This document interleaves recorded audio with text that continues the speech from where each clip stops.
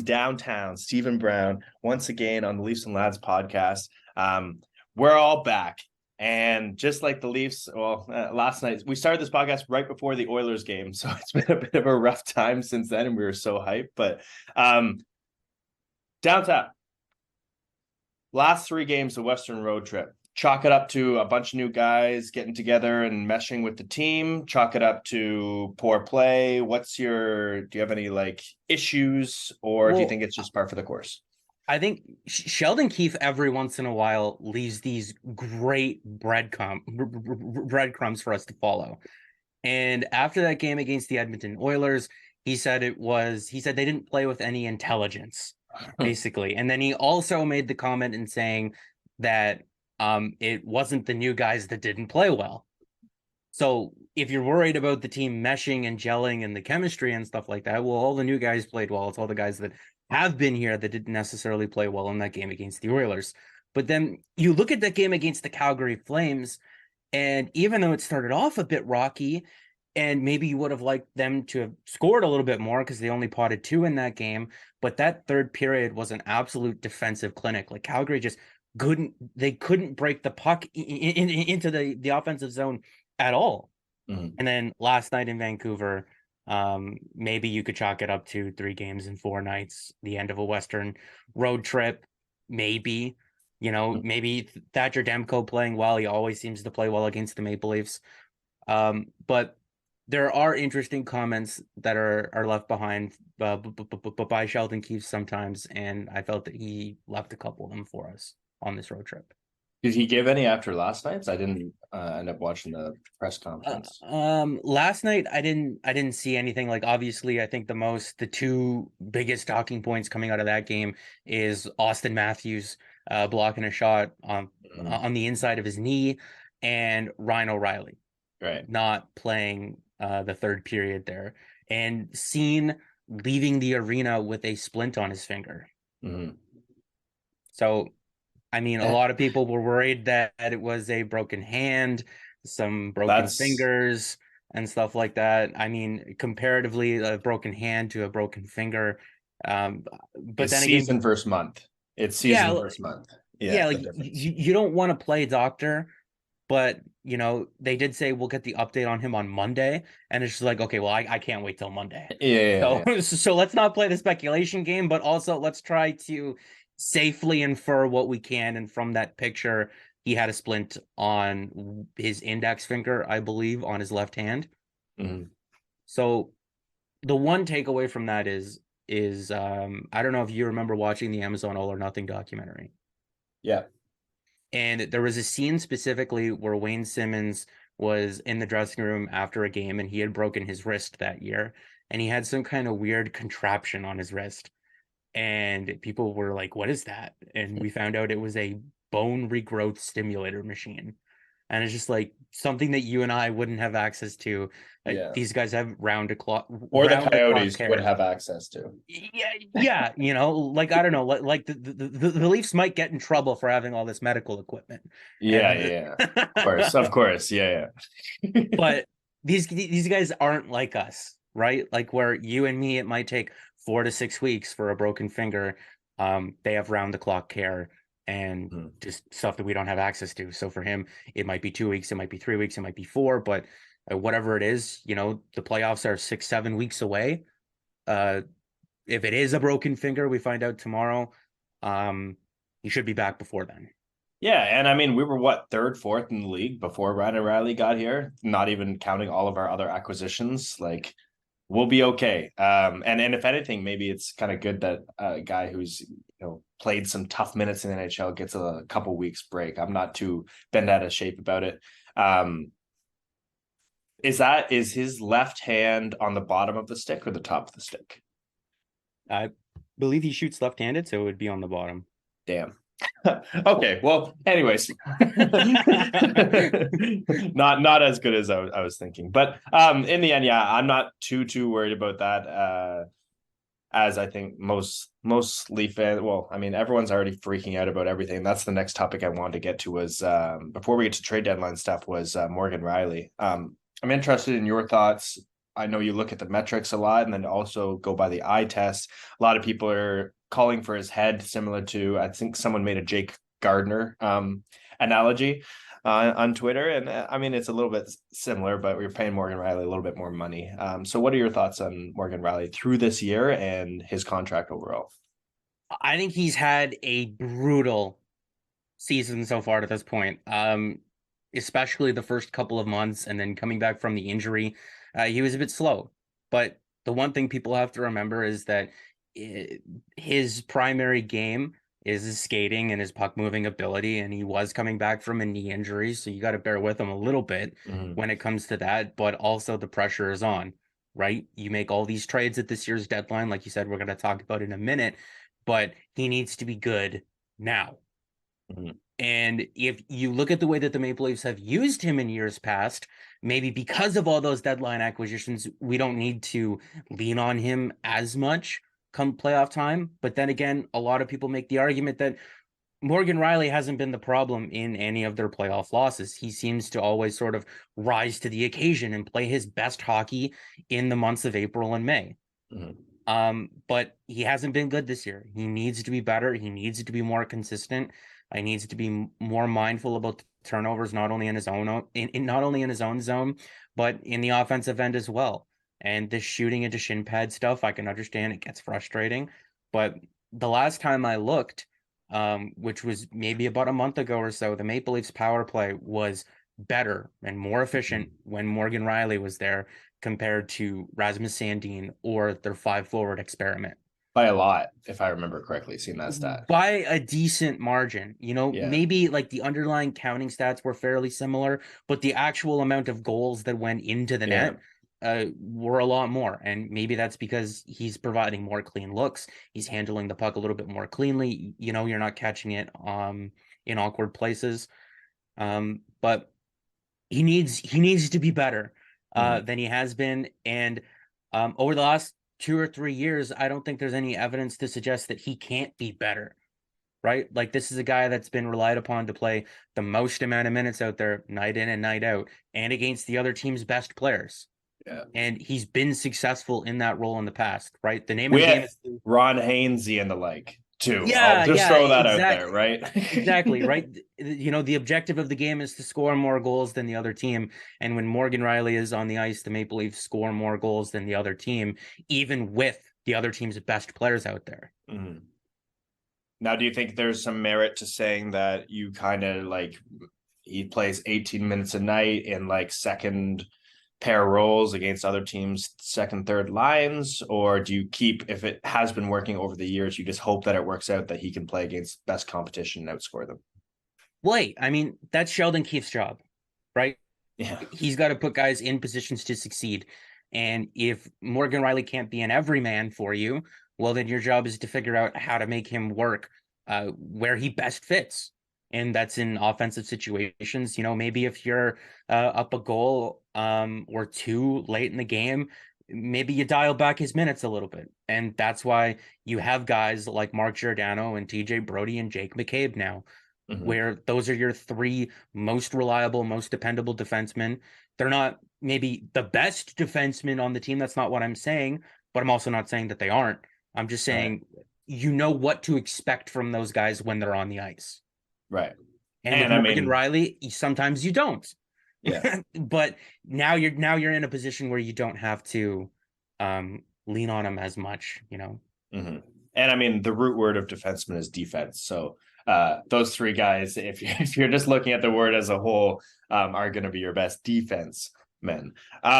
So let's get to the trade deadline, and then we can talk about individual players after. And the main question I want to ask, because we won't go through every single move, because you've done that a lot in your videos. Everyone's already been over them.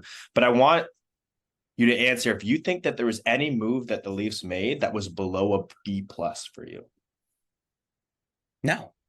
Even like, so people want to point out maybe the Pierre Engvall move as a thing where you look at the bottom 6 now and there's not a ton of offense there, and Engvall has scored in the regular season, but 0 goals in 17 playoff games.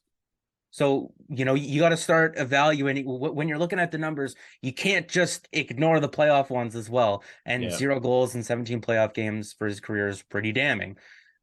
People might look at the Luke Shan acquisition.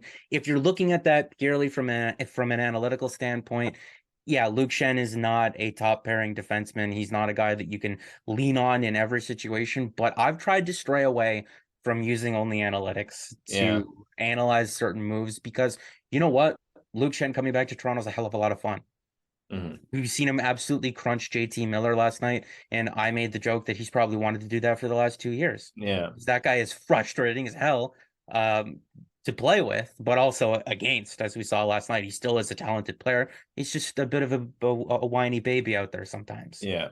Yeah. So I don't view any move as they're having negatives or being under like a B or a B plus or anything like that because the Luke Shen move, it's a hell of a lot of fun. And like you said, Morgan Riley has been able to be successful in his career playing alongside defensemen like Roman Polak and Matt Mhm. Hunwick and Ron Hainsey and Ilya Labushkin. And maybe that next guy can be Luke Shen. And wouldn't that be Yeah. a treat, Yeah. right? That's what we all thought we were getting on draft day in 2012. And then Yeah. Luke Shen was traded the very next day for James Van Riemsdyk. Well, it would be interesting to look back at Morgan Riley and see like when his stats with or without a true stay-at-home defenseman. Because I remember his like analytics when he was with Ron Hainsey, who would just stay by our own blue line the whole time. Yeah. Like played really well, and Luke Shen is a stay-at-home bruiser, Walmart Scott Stevens. So I like it'll be interesting to see how they navigate that because if you're going to play Morgan Riley top minutes, then that means you also are playing Luke Shen top minutes, which maybe we don't want to get away from. But he also went to a cup and won a cup with Victor Hedman on his side. So Yeah, like the way that the pairings have been laid out over the last couple of games, it's clear that they want to use Jake McCabe and TJ Brody as their mhm, shutdown pairing. And then that Morgan Riley pairing becomes sort of secondary. Like I said, if you do need to score a goal late in the game, you're obviously going to throw the guy over the boards that has a little bit more offense to him. And Morgan Riley, maybe if you're up two, maybe it's somebody else. But that's the way that it should be, yeah, right? yeah. Yeah, I just want to quickly interject with a little Luke Shen story. I bartend in Vancouver, and the Canucks rented out the place a couple times, so I got to meet all of those guys. And the biggest beauty, the nicest guy out of all of them, and I say this with no bias, was Luke Shen. Came up, started a conversation with all of us, thanked us all very much. He seemed like everyone in that room respected the hell out of that guy. His presence was just um it was just like Bo Horvat was the captain, but when Luke Shen spoke or did anything, people followed. So he just has that type of presence, and he is a big boy, which was funny. He came off the ice after hitting someone last night. I know there's the thing of Matthews calling him a big boy when he's still on the Canucks, but he got off, and you could see Morgan Riley say "big boy." So I don't know if that's his nickname now, but That's funny. he is a big boy and a great dude. So it's so nice to see him having the passion. That might be one of my favorite trades. And the way I look at it, as I was talking about the last podcast, was it's basically Engvall for Shen. Um, Yeah, and, and and speaking of breadcrumbs, Sheldon Keefe had a quote, I believe, after the game against the Calgary Flames, where he said, it's nice to know that the forwards and guys that we have out there on the ice are actually going to finish their checks now. And it's like, who else is that pointed at, right? Sheldon yeah, Keefe like to subtly, just subtly, absolutely flame Pierre Engvall from time to time in his post game availabilities, and he's doing it, and he's not even on the team anymore. yeah. So it's like I liked Pierre. I thought that he was good, just very very inconsistent. Yes. Yeah. Similar to And like Mikheyev to me in a way, where it's like sometimes you're like, wow, this guy's so fast, so good. He can put and then sometimes you're like, what are you doing out there? Like, what's going yeah, on? and Yeah. I mean, and if you want to try to like understand where NHL coaches are coming from, I think the best way or the best question to ask yourself first when you see a lineup decision or you see a quote like that is coaches don't like surprises. They Mhm. don't. They like to know what to expect. And when you have guys on your team where you don't know what to expect from them, yeah, it's the problem. Coaches don't like that. Yeah. And right? all the guys we've got, you know what you're getting from them on a night in, night out basis, starting with Achari, which Right. And I mean, like, okay, since I've started working at TSN, like, I feel like I can name drop like every once in a while yeah, just go for for it, man. fun.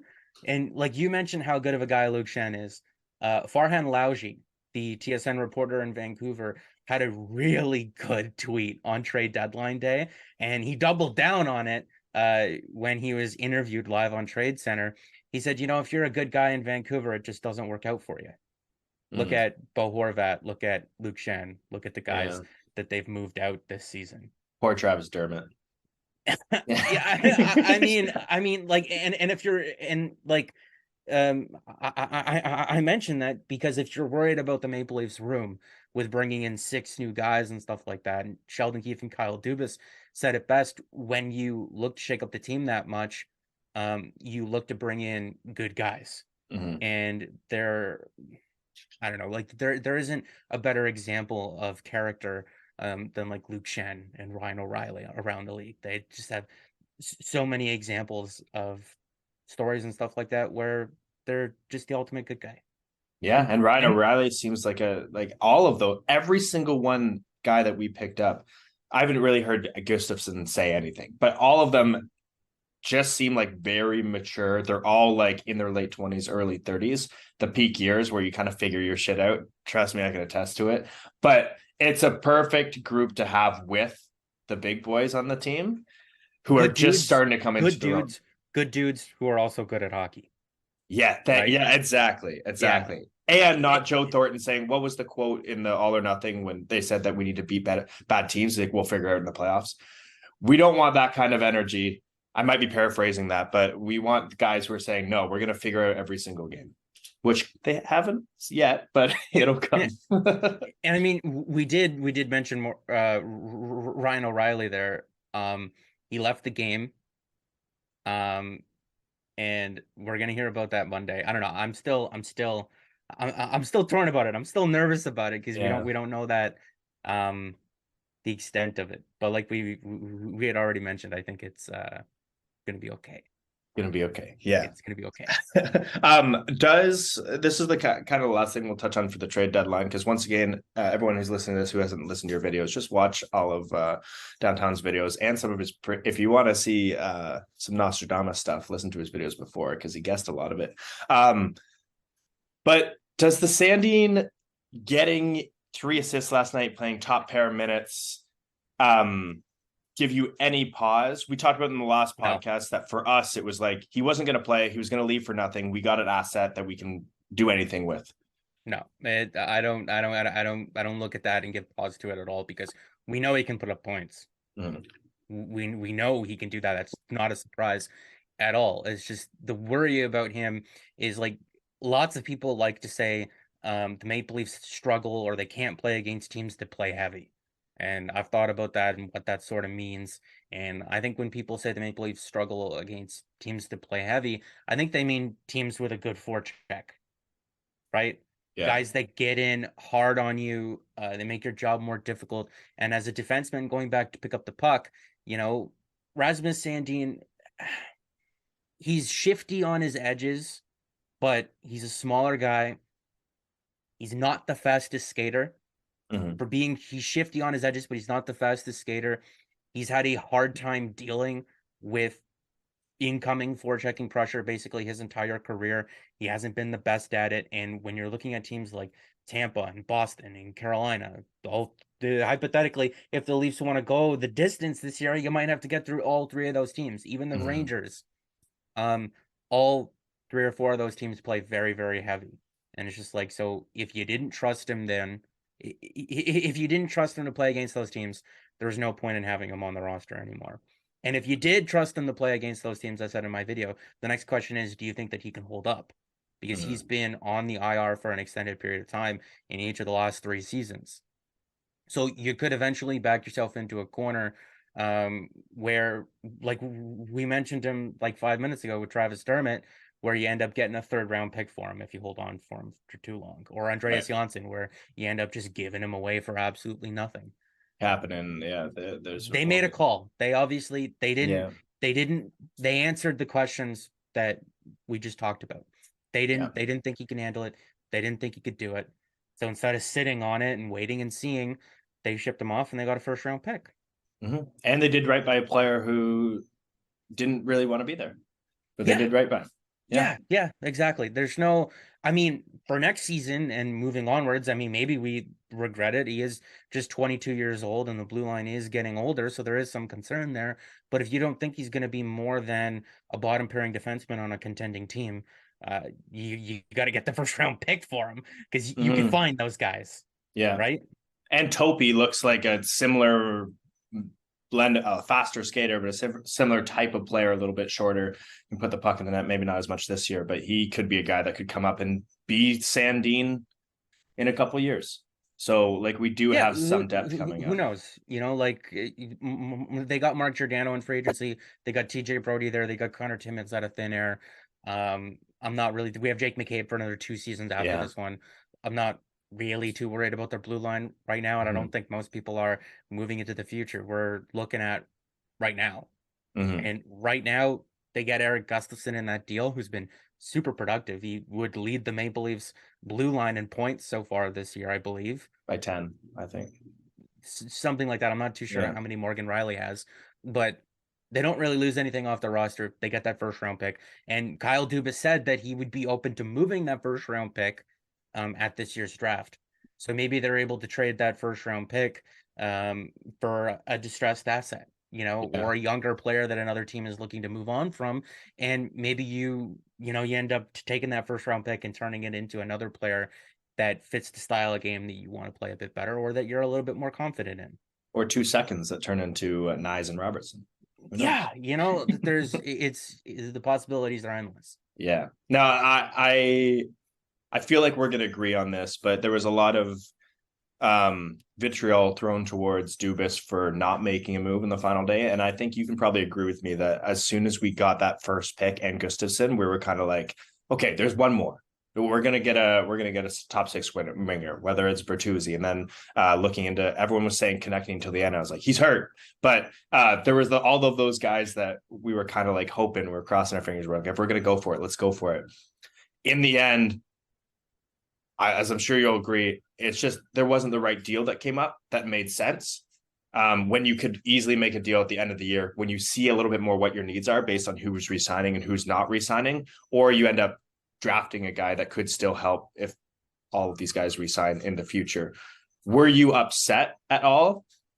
Or were you kind of like me, where it was like a bit of me was like, oh, I wish we would have, but I trust that the deal didn't come up that would have made us better long term. Well, yeah, like, I mean, you're already in it. Right. Like, you've already committed so much. What's another late first round pick, really? But also, like you said, you can make the argument, don't just trade the first round pick for anything. You know, it's a first round pick. It could be you know, like, what's the Family Guy joke? The box, mystery box and the boat. You know, the first round pick could be a boat. And you know, so generally I'm not opposed to trading draft picks because I have confidence in the Maple Leaf scouting staff. But also, you know, you could go the other way and you could say, well, because you didn't trade that first round pick, Boston was able to trade a first round pick and get Tyler Bertuzzi.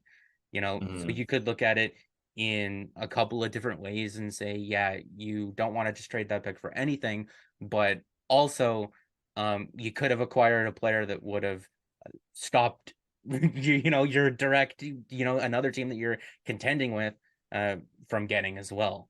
Right. Which, and there is a need there.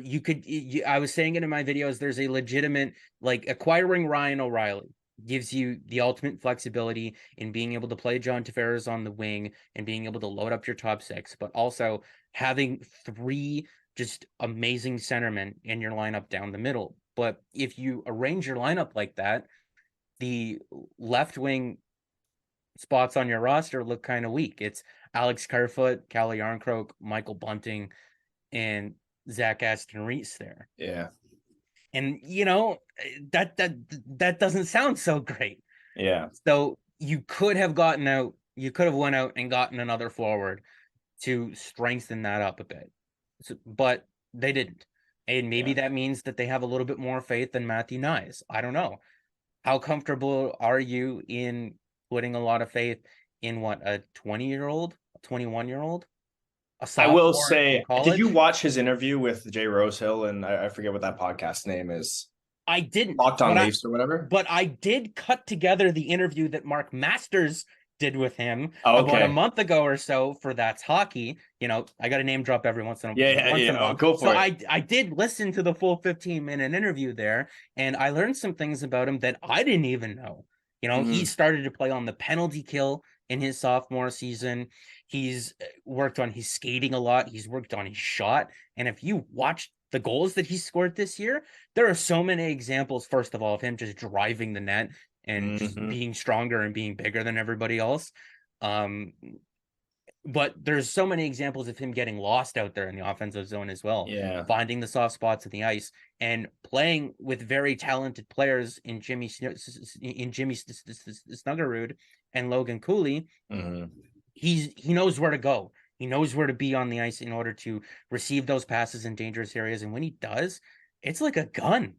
It's Yeah. like a gun being fired. He's quick on the draw and it's in the back of the net. So if you look at his skill set, I think his skill set translates very well to the NHL in that he doesn't need to drive the bus on his own line, but he could definitely be riding shotgun on a line with John Tavares and William Nylander and just get lost in the offensive zone and rifle pucks into the back of the net. You know, Yeah. he could do that, right? Like When I'm sure maybe you got that same impression when you were listening to the interview, the guy just sounds like, usually when you talk to young hockey players, and we're both Canadian, we've been around young hockey players all the time. There's a little bit of just like platitudes that get thrown around constantly. You got to put the puck in deep, got to put the puck in the net. His interview was just like, nah, I say that I got to get better. I don't want to go to the NHL if I'm not the best I can possibly be. I want to be able to grow. I'm really like looking forward to playing and meeting with all these guys, but I got to work on myself first, got to mature as a person too. And I was like, Jesus, man, like if I was that when I was 20 years old, like, wow, my life would have been a little bit different. But he just seems like a mature guy, and he seems authentic in it. There's just some guys that you kind of can tell like they're just saying the right things, say the right things. He seems like a really authentically dude. And if you I looked at his Instagram one day, and like the dude's jacked. dude's jacked. Dude's jacked, man. Yeah, he is a Yeah. jacked dude at like what, 6'2". So like I think he'll translate right away. I would love to see him try him up with Matthews, because they're both the Arizona guys. I know he looks up to Matthews' game. Playing with Marner and Matthews, Marner's going to have two guys that can shoot the puck anywhere and score, and one like guy we were that can go saying, to the like net. he doesn't need to drive the bus on that line. Exactly. He just needs to be a solid third member there. Mm-hmm. Yeah. Right. And like if you're looking at the analytics side of it as well, he also grades out as the second best forward in all of college hockey right now. Above or below Cooley? I can't remember who's number one. Okay. I think Sean Farrell was number one, the Montreal Canadiens prospect. Damn. And then I believe his two line mates are just below him as well. Okay. But they all have different skill sets. Right. Yeah. Right. Yeah. And his skill set is finding the soft spots on the ice and driving the net. Yeah. And if you drive the net with your stick on the ice when you're playing with Mitch Marner, you're going to score goals. If you get lost in the offensive zone and find the soft spots with Mitch Marner, you're going to score goals. The same thing with William Nylander, the same thing with John Tavares. Yeah, look at Jonas Högland. Yeah. If he could do it, anyone can. Yeah, exactly. I mean, and like, look, I don't want to lean on the kid too much. Mm-hmm. He's a sophomore in college, but also I think he can be somewhat of a contributor on this lineup. The bar is really just being better offensively than Alex Kerfoot. Yeah. And if he shoots the puck, he already is. So, and I mean, poor Kerfoot too, because if you watch his play this season, I think he hit the post last night against the Canucks. He's had so many of those instances. He literally does everything for the Maple Leafs but score. Yeah. Right. And I mean, for $3.5 million, you obviously need him to score, and that's a problem. But like we mentioned, Pierre Engvall having 0 goals in 17 career playoff games, Kerfoot's been a bit more effective in the playoffs. I don't have his numbers up in front of me. Well, it was I think it was the Montreal series that he was actually good like in was that second series. in the Leafs in points or something like that. Yeah, he was good in that series. I mean, I don't hate the guy, is what I'm trying to say. Yeah, But that's really the bar yeah. for Matthew Knies to be successful. Do you think that he could be better than Alex Kerfoot offensively anyway? And Mm. if the answer is yes, well then And if you go can have ahead, and Alex slot him Kerfoot in. on your fourth line, there's going to be hard to Yeah. find fourth lines that are better than yours. I actually really like. I was talking with Din the other day about this. I was like, Bunting loses a hell of a lot of value when he's not playing with Matthews Mhm. because he just becomes another guy. But that line last night, and this was just I was only able to watch the first period and then I had to go into work. But that line last night, I didn't even think of that line. I really like that line. That is a line that you Which don't want line to was front this? with. That was Lafferty, O'Reilly, and Bunting. And Sounds good before to they me. blended, I was thinking that Bunting loses all the same. I was like, no, if he plays with those guys, he can offer speed. Same with Lafferty. O'Reilly doesn't offer it as much, but they're all bangers. They're all going to be annoying to play against. And I don't know. I think that could be a third line. You get hopefully maybe Knies can step into that top six. You put Yarncrook on the other one. Then you got Kerfoot on your fourth line with The sneakiest additions of the Toronto Maple Leafs trade deadline this year, Sam Lafferty and Noel Acciari. Secondary pieces in both of the deals that they came in, but Sam Lafferty's legitimately been one of the most effective penalty killers in the entire NHL so far this season. I believe he's still tied for the league lead in shorthanded goals. He's an absolute just speed demon when he's out there on the ice. I've watched so many of his highlights when he played for the Blackhawks, and just the amount of breakaways that he gets. We were missing something like that when Ilya Mikheyev left in the offseason. or We Kapanen. get that back in Sam Lafferty and Noel Acciari. Noel Acciari is a hell of a lot of fun to watch out there, and he's been awesome in every single game that he's played in so far. He's Yeah. just he's it's a shame that he's not signed for another season as well, but he's a guy that the Maple Leafs have wanted for a number of years now. And I didn't get to include this in my video because the video was already so long. But Kyle Dubas has done an excellent job at identifying players that he wants and then just checking in every once in a while. You know, like I believe the story is that he called about David Kampf once a week for 2 years before he ended up signing him when he was a Chicago Blackhawk. He tried to acquire TJ Brody the trade deadline before he eventually ended up signing him in free agency, circle back, got him.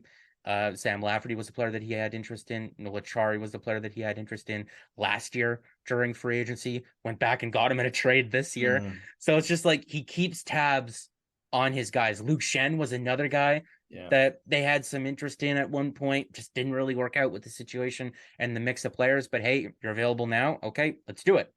Yeah. You know, and I like that because if you thought he was good a couple of years ago and he's still good now, why not? You've already done the legwork and scouting him. Yeah. Right. Yeah. You know the player, you know the person.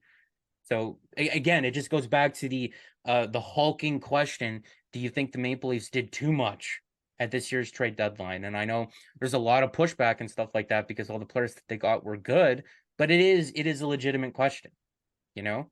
I think it goes back to what you were talking about earlier when all the guys are character guys. You're not bringing in any question They're all marks. they're all character guys, but you know, they've been scouted, they've been looked at for a number of years now. You build a profile on a guy, you ask about him around the league, and Yeah. you know, they know these guys. The NHL, the hockey community as a whole is a lot smaller than what you think it is.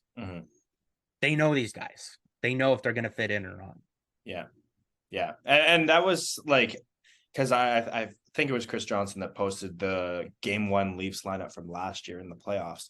And, you know, people are freaking out about Ryan O'Reilly. And like, obviously you need him ready for the playoffs. But like, we almost coin flip beat Tampa Bay without any of these additions. And worse goaltending. Here's a really great point that we've circled back to because I've had the stats open on my phone for like 15 minutes now. But from the Oak Leafs on Twitter, looking at the Maple Leafs through 62 games, but with last year and this year, this season they have 84 points. Last year they had 83. All right. If you're looking at the amount of goals that they've scored, 140 this year compared to 155 last year. The goals against, 106 goals against this year, 141 Mm. last season through 62 games. So they aren't as good offensively, but you can almost just chalk that up to Austin Matthews not Matthews being not being his unreal. usual self. Yeah. Yeah, like this time last year, I think he had 40 something goals already. Yeah. I think he's got 27 or 28 right now. Like, there's a difference right Yeah. there. They didn't really lose any offense from this team. And we haven't played the full year with all the additions that we have, but the team is much better defensively. There's much better goaltending. Like, and we actually, the most painful thing about, you got me all worked up. The most painful thing about that series against the Tampa Bay Lightning last year, which team scored more goals in that 7-game series? Leafs. The Leafs. They scored Yeah. one more goal than the Lightning did. Yeah. And the shots after at 7 games, I believe both teams were only separated by 1. Yeah. Well, to be fair, the Leafs scored 2 more goals than the Lightning. Did they? Oh yeah, right. The one that was called back. The one Yeah. that was called back. That was So Now you're real worked up. I love it. my job for Sports Center is to watch hockey and then put together highlight packs and write scripts. You know how often I see a goal scored where it's basically a pick and roll play, either just as egregious or even more egregious than that one that was called on Justin Hall last year in Game 7. Yeah. It happens. It legitimately happens once a week, and it's never called. And they called that in a Game 7. Yeah. And it literally happened to the Leafs earlier this season. I forget who it was, but it's just, anyways, it all got set up for this year to do the thing. Let's just you go. Know what? I think I remember the game that you're talking about. You know who was a referee in that game and Wes in Game McCauley? 7? Wes McCauley. I remember Who tweeting would've it out thought? because I was mad about it, and it got like 500 or 600 likes or something like that, and I had to deal with so many people commenting back, "Oh, you're just whining. You're just a Leaf fan. You're just complaining about the refs." And it's like, no, watch the 2 plays. Yeah. Right. I would say this if it was any team involved in. Yeah, there just needs to be some consistency, and we won't get into the reffing because I'm sure everyone is just like the fact we haven't got any 5-on-3s. The fact, anyway, no 5-on-3s. Yeah, all season long. Insane. Over the last 2 years, I believe I looked up this stat. I tweeted out a couple of weeks ago. Over the last 2, maybe 3, Austin Matthews is number 1 in the NHL in goals for per 60 in all situations. He's like 180th in penalties drawn per 60 minutes. Yeah. How does that? It doesn't make sense. It doesn't add up. The guy who scores the most goals has no infractions committed against him. It doesn't make any sense. I think it might be one of those things where it's also like the bigger a guy is, he's not going to fall as easily, or if he gets hooked, he's not going to move as easily. But that's up to the refs to still determine that's a call, even if the guy doesn't fall down. Like Mitch Marner's good at falling down, but not on purpose. It's been 8 years in a row that they've exited in the first round. Yeah. Imagine having to overcome that. Not winning a playoff series in 19 years, not winning a Stanley Cup since 1967. And now you have to overcome Andrei Vasilevsky and then possibly the Boston Bruins, who are just everything is going right for that team right now. Literally everything. I know they've dealt with a couple of injuries, but literally everything has gone right for them so far this season. And even the injuries, Hall's expected to be back for the playoffs. Yeah, exactly. So they could get Bertuzzi. and then you could possibly have to deal with the Hurricanes or the Rangers afterwards. Even the Devils. Or the Devils. You have to overcome all of that. And then you also have to overcome the officiating as well. And which one is the biggest hurdle? I don't know. We'll have to see how the series is called. Yeah. It's just it is ridiculous, man. And the tough thing is you kind of know as a Leafs player and fan that you're walking into that. You're not going to get the benefit of the doubt, no matter who you're playing. So, I mean, it's just something that we're going to have to face. I think we've all kind of accepted it. We're not happy about it. We've all accepted that it is a thing. And I don't think that's just whiny Leaf fans saying that. I think it's pretty objective. I think, anyways, I don't want to go because we're just going to get way too fired up going into that. I know we only have a few minutes left. So 2 more questions for you. Is Lily hurt, or do you think he's not cracking the top 6 for the playoffs? He will be in their top 6. I'll go as far as to say he'll be in their top 4 come playoff time. I'd love to 100% hear it. He is my guaranteed. The favorite Maple Leafs Leafs have defenseman. 9 NHL defensemen on their roster right now. If he's a little bit banged up, which it sounds like he is, there is no reason for anybody on that blue line to play hero, Mhm. especially in early March. Yeah. So it's just like Sit if Geo he, for a couple games. Like I don't yeah, know like why they're they need to be. Look, we talked about Ron Hainsey a little bit earlier on. That guy was like 36 or 37. I believe Mark Giordano's the oldest player in the NHL or second oldest, whatever it is. Mm, Um, Ron Hainsey ran out of gas by the time the yeah. playoffs got around. And Mark Giordano probably a little bit better than what Ron Hainsey was at that point in his career, Yeah. but still, that guy had to play so many minutes in the month of Mhm. December when we had all these injuries. Um, you could afford to rest them. And I know he'll say, "Oh no, I'm good to go. I'm good to go." You tell him, Gio, just sit down, man. Have a plate of Yeah. pasta. Relax a little bit. You know, just kind of. I. Yeah. By the way, I absolutely. I'm sure we've talked about Mark Giordano before, but having come from the same high school, having known a lot of the people that he's friends with and hangs around with, that guy's a beauty. Oh yeah. You That can guy's a just beauty. tell. You can He's a just tell. beauty. Yeah. He's a Yeah. beauty. I got a soft But spot too because of the head, but yeah. But yeah, it's like get him some rest. Nobody on this blue line needs to be a hero. There's no reason that we need to be watching this disastrous 11 forwards and 7 defensemen. Just yeah. just sit one of them. I got a question for you. A weird little throw out. Would you ever just be like, you know what, we have a lot of defensemen right now. Hey Mo, why don't you go play with Matthews and Marner for a bit? No. They won't do it. No chance. They won't do it. They won't. Look. I agree with you that the rest of this season doesn't really mean anything, except the only thing the Maple Leafs need to do between now and this game one, build some locker room chemistry, because even though you're familiar with the guys, you gotta, camaraderie takes a little bit of time to build. Yeah. Be healthy going into those playoffs, but also just try shit. Yeah. Just try shit. Like what do you lose from trying it? Like here, like hey, like the Maple Leafs like to every once in a while just throw John Tavares, Austin Matthews, and Mitch Marner together on a line. They don't do that very often, Mhm. but they do it sparingly when it's absolutely necessary. Yeah. Is Morgan Riley a defenseman? Yes, he is. Would I ask him to do that permanently? No. Mhm. Would I ask him to do it in an odd game in March? My point is, look, I'm the idea curious. might suck, but we're all curious. Yeah. We're all curious. Like, don't you just ever have an itch that you shouldn't scratch, but you really want to scratch it? Yeah, 100%. Just come on, man. Yeah, Just like I'm not. Press 7D, and in the third period, if you're down, throw Morgan Riley up there on the line. Like, look, with he's the on boys. a long-term contract. Obviously, you wouldn't want to put the guy in an awkward situation. Right. Is the biggest reason why you wouldn't want to do that. You wouldn't want to deal with, or you wouldn't want to put him in a situation where he'd have to deal with all of the questions after the game. You wouldn't want him to have to deal with what the papers are saying, what the writers are saying, what the fans are saying. You don't want to put him in that situation. So I can understand not doing it. Like if you are going to do it, you got to commit to it almost, and they don't want to commit to it. But I am curious. Yeah. I'm sure a lot of other people are. You can't blame me for being curious. Yeah. All right.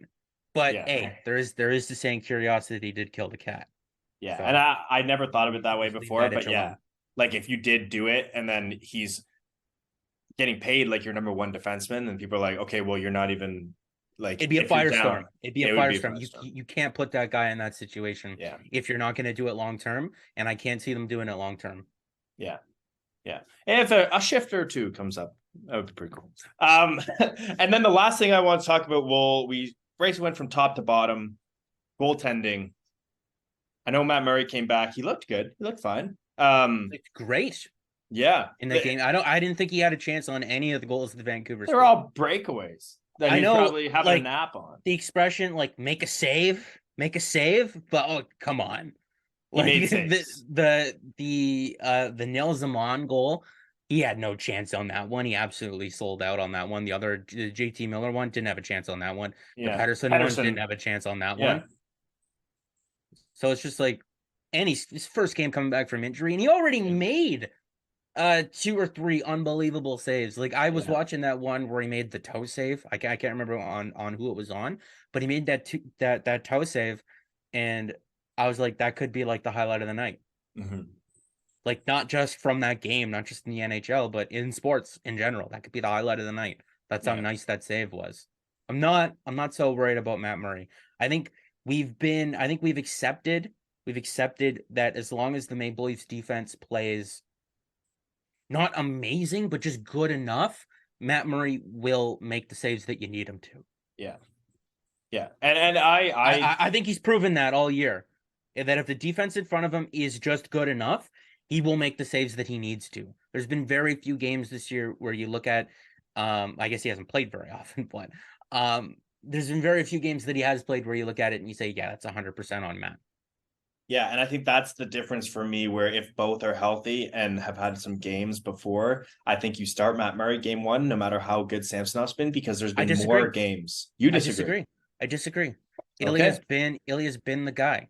And I know Matt Murray's played in big moments before, and that's why you might want to lean on him there. But Ilya, his entire career, has played in big moments. He's played in gold medal games. He's played in Gagarin Cup playoff games over in the KHL, and he's had a lot of success in those games. How Like was his looking stats last year with the Caps in the playoffs? better than Vitek Vanacek's. Mm. I believe Samsonov was like a 9-13 in 5 games against the Panthers or something like that. The Leafs had 9-13 against the Lightning. They would have beat them. Yeah. They would have beat Yeah. them. Jack Yeah. Campbell's like an 8.98 or something like that. He wasn't bad, but he wasn't good. Yeah. That's Okay. Well, that's an interesting that's the disagreement. distinction. I I think guess a lot could Samsonov starts change. game one. Samsonov starts game one. I think he's earned that. Yeah. I think he's shown. I think he's shown when you're not playing him 18 games in 20 days that he could give you a quality start, which is what it felt like for a while they were doing with him when Matt Murray was out. Yeah, maybe it's just some recency bias and seeing like half of his body outside of the goal on the first goal by the Oilers, and then the next one that just went through the 5 hole with no screen. There were just some recency, but once again, you're right. He has been playing a lot recently, and sometimes people are going to have bad games. But also no loyalty, right? If Matt Murray goes Yeah, into the playoffs having won 10 games in a row with a 930 save percentage, yeah, go with the hot hand. yeah, You go with the hot hand automatically. yeah. Agreed. All right, man. Well, it's been a pleasure having you back. We're gonna have to do this more on the stretch run. Well, wait, hold on a second. One more thing to add to that goaltending conversation. I know there was a lot of people throwing it out there that the Maple Leafs should have went out and gotten a third goalie at this year's deadline. And it's like, first of all, who was available that you would have wanted on the team? Second of all, they got that guy. They got him. He's 24 years old. Yeah. He's an American Hockey League All-Star. He played amazing in that game against the Calgary Flames.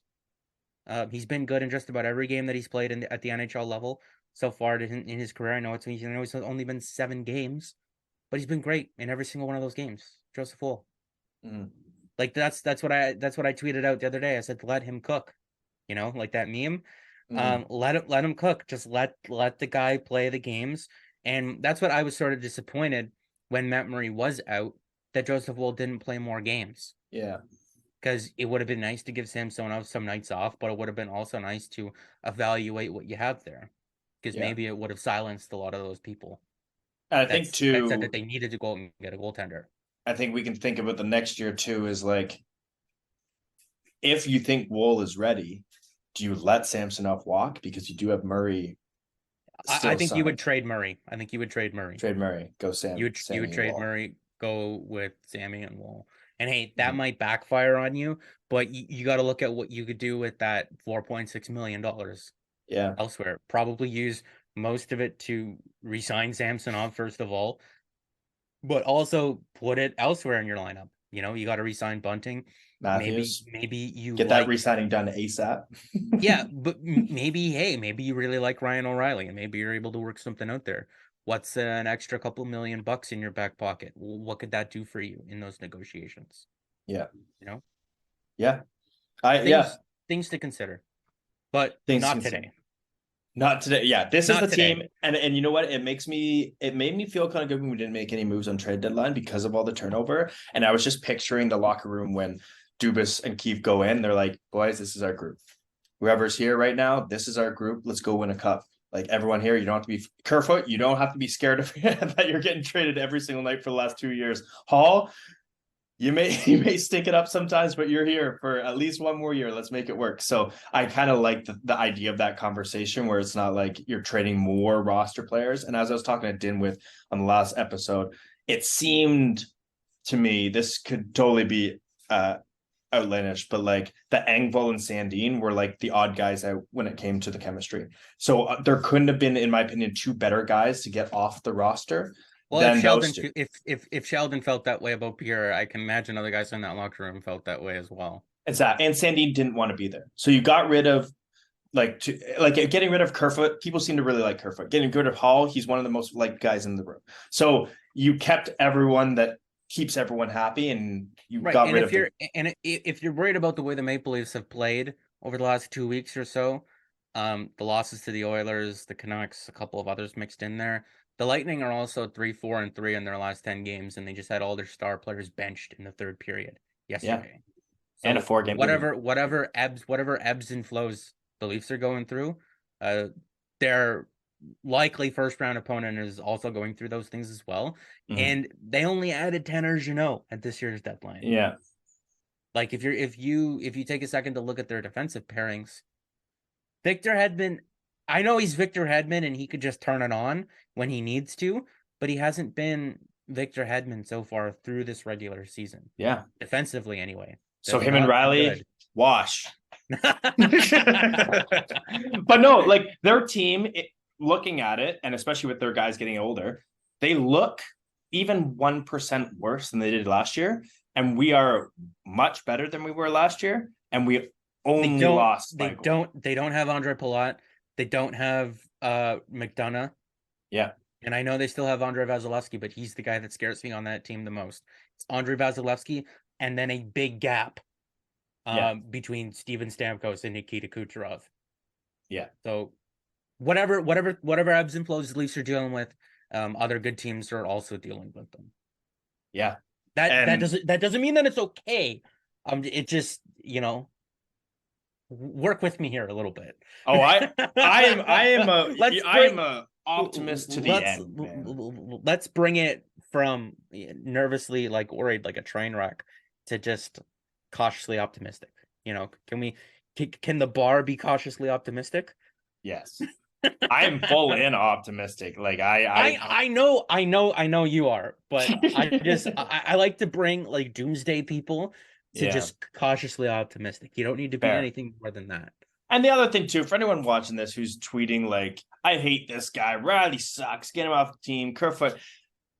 One, these are human beings. Let's calm down. And two, they're on your team. They're not going anywhere now. You might as well be down for them. Or else what's the point? You might as well hope the best for that Kerfoot does do well and that he can be a playoff Kerfoot from 2 years ago. Or if you're playing Kerfoot on a fourth line, that's awesome. I get that you maybe don't want him playing on your first line, but I don't know. I think we should be a little bit more as a fan base.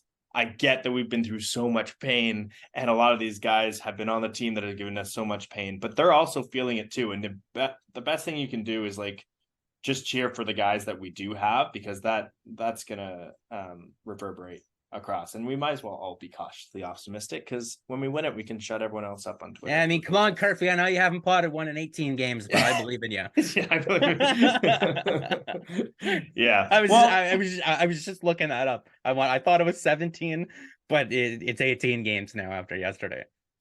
Oh, that's tough, and a lot of points. 6 points in 18 games. Yeah, he's one of those. That's not awful. You know what I don't get? How can you I would love to be a fly on the wall of him going to Keefe's office, and Keefe is just showing him tape, and he's like, look, man, you have a wide open net here. It's you. And then the next guy next to you is a blue line away. Why are you waiting for him to come so you can pass it to him? Why don't you just shoot it? And he's like, some of it is him just holding on to the puck for too long, or just not having the greatest shot, but also some of it is just awful luck. Hitting the post yesterday. He had the goal called back way early on in the year where it ended up being a hand pass, and the Leafs ended up losing that game to Arizona. Like it's felt like it's been a full season of stuff like that for Kerfoot. He could easily have, how many goals does he have this season? I know we're spending a lot of time on Kerfoot. He's 7 goals. He could easily have at least 5 more. And maybe we feel a little bit differently about it. Let's save those for the playoffs, Curvy. How about that? Let's save them for the playoffs. That's all. Hey, that's how he's doing. There's your cautiously optimistic. And so is Matthews. Boy, hitting the post on that one, saving him for the playoffs. Next time it's going to go posting in, and that's the same with Matthews. He might be a little bit injured. If so, give him some rest. You're going to make it in the second seed, hopefully. But this guy is a 50-goal scorer. He's not a 60-goal scorer because no one has really done that consistently. But he's a 50-goal scorer. He hasn't played like the Austin Matthews in really this entire. He's had little stretches, but as Dim was saying, he feels like he just doesn't care until it's the playoffs. I feel like a lot of the guys have gotten to that point where it's like we're done losing. Like I'm gonna turn it on in the playoffs. So that's my cautiously optimistic. I really liked his attitude early on in the year where he's just like, I just want to win. I don't care about the goals and stuff like that. But my argument would be, Austin, the way that we're going to win is by you scoring all those goals. Please score. But he's just looking over the numbers so far this year. 1, 2, 3. I'm counting 3 multi-goal games for him this year. Like that's it is worrisome. I can understand why some people may be worried about that, but he seems to be grinding through it. Is not going to make people feel better, but he's grinding through it. He's finding ways to still make it work, and he's got 61 points in 56 games. I wonder if they try to rest him a little bit more here and there. Maybe it's second half of back-to-backs. We're going with 11 forwards and 7 defensemen tonight. Hey, yeah. Lower your expectations. Aston Reese on the first line. Yeah. Okay. I wouldn't go that far. But the entire point between now and the end of the regular season should be to be as healthy as you possibly can. Yeah. So it's just like I don't need him to play every game. And you realize that especially after last night when John Tavares got head checked twice, and then O'Reilly hurts himself and Matthews takes a puck off the knee, and you're like, this could have gone. I want home ice, but I also want Austin Matthews to be there. All of those guys. Regardless, would you trade Matthews? Would you trade home ice for having a healthy Matthews? Yes, 100%. Yeah. 100%. So just come on. I understand you want both, but that might not happen. Yeah, I would trade home ice for a healthy O'Reilly too. Like that's as much as I would go. I would trade home ice for a happy team, for a happy. I meant to say healthy, but a happy and healthy team. There you go. There we go. Cautiously optimistic and toxically positive me. Thanks for coming on again, man. We'll have you on a bunch more in this stretch run. It's gonna be a good end of the season. Everyone, try not to get so worked up about what line-up decisions they're making. They're just trying stuff out for now. Something's going to fit, and hopefully in the last maybe week or 2 of the season, if things aren't totally locked up, we can cement lines a little bit more, maybe build some chemistry. But right now, just have fun with the fact that we're maybe next game we start 90. Who knows? 90 and 3 lines. But thanks everyone, and we'll see you again soon.